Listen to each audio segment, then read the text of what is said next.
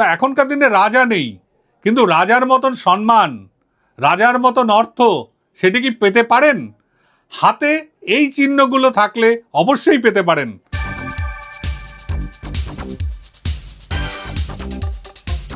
নমস্কার, আমি সুবীর জ্যোতি শাস্ত্রী। দেখে নিন, যদি শনির ক্ষেত্রে এইরকম একটি ভি সাইন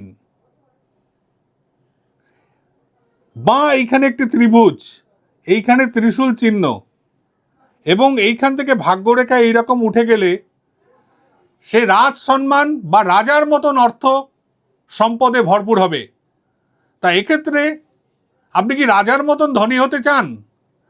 এই চিহ্নগুলির মধ্যে একটি চিহ্ন থাকলেও হতে পারেন, এবং যদি হতে বাধাও হয় সেটি কিভাবে জ্যোতিষশাস্ত্রে পাওয়ানো যায় সেটিরও কিন্তু পথ আছে।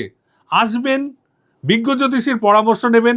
আপনি কি রাজার মতন সুখ পেতে চান কিনা বা পেতে পারবেন কিনা সেটি আপনি একটু একবার আপনার হস্তরেখা দেখিয়ে নিন।